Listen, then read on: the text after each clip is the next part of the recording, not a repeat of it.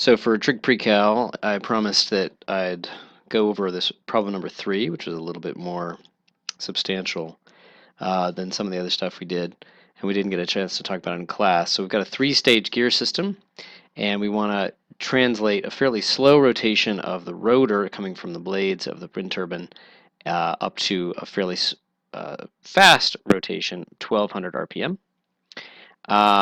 And so here's the picture. Coming in from the rotor, you get a 160 centimeter gear, and then we get to choose the diameter, the radii of this one, this one, and this one, and then off to the generator is supposed to be 1200 RPM. Okay, so first we want to remind ourselves how fast that rotor gear is actually going. So let me just go ahead and go to this one. Okay, so coming in from the rotor gear, that's at 160 centimeter. There, it was the tip of the rotor, of the blade, was going 90 meters per second, but the radius was 45 meters, and so that's the v, and so omega is just v over r. That's just a variant of v equals r omega, and so the angular speed in radians per second is just 2 radians per second. Now, we're going to have to eventually convert that to revolutions per minute. To get, I did use RPM. Yep, I used RPM. Okay. So let's go ahead and convert that at least to revolutions per second. So 1 radian is, let's just do our unit conversion, times 1 revolution is 2 pi radians. And this was an approximation. It was really 88.9, but the whole problem was talking about approximations anyway. Okay, so that's 1 over pi revolutions per second, or about, if you calculate 1 over pi, it's about 0.32 rev per second.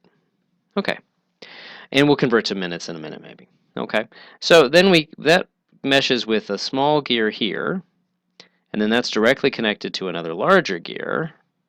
And this is how you actually can use stages in one version. There's much more complicated versions that are in like a real machine. To this big gear makes this move fast. That makes this move fast, even though it's a big gear, and that makes this guy move very fast. We want this to be 1200 RPM. You know what? 1200 RPM is actually really easy to convert to revolutions per second. 1200 RPM, that's rev per minute, times 1 minute is 60 seconds. Okay. My handwriting's getting worse. And so that's 20 revolutions per second. Okay. So we want to get a factor of, it's actually, the factor is really 20 pi. What is our speed up factor? It's 20 divided by this, or really 20 divided by 1 over pi. 20 pi, or about 63. So we want a 63 factor speed up. That's really the key thing. What we discovered in the very first few days thinking about bicycle gears is that it's all about gear ratios and factors of speed up. And so we just want a factor of 63 total for a speed up. Okay, so if this is 160 centimeters, well, maybe we could try a speed up of a factor of 10 here. Okay, and so that would mean this guy would need to be 16 centimeters.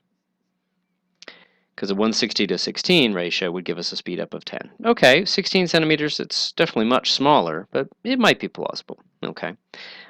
We wouldn't want to have maybe try to do the 63 all in one stage, because we would need a really, really tiny gear meshing with a really, really big gear. And that, I hope that seems implausible, that would be a good idea. Because the teeth on this are probably pretty big. You wouldn't be able to fit enough teeth here to make it a real gear. So that gives us a speed up of 10 if this is 16 centimeters. And then we need a speed up of about 6.3. Okay, so let's see. Let's make this gear, well, this can be kind of as big as we want, but maybe it shouldn't be a lot bigger than this gear to fit in the same housing, perhaps. So maybe let's make this, let's see. Let's make this 120 centimeters. Okay. We could get an easy factor of 6 speed up if we did that as a 20 centimeter gear. So if this is 120 centimeter and this is 20, then the speed up here is a factor of 6. Here we get a factor of 10, and that's close to our 63 that we wanted. We could make this a little bigger. We could make this 126. And then the speed up factor here would be actually exactly 6.3.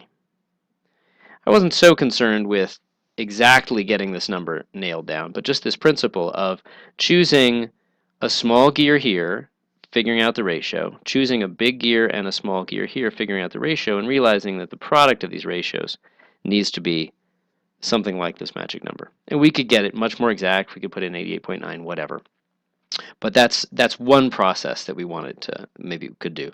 The big thing was first we got a key number of the rotational motion for the input, and for the rotational motion of the output, we dealt with some unit conversions, radians, revolutions, minutes, seconds, everything like that, and we got the speed up factor.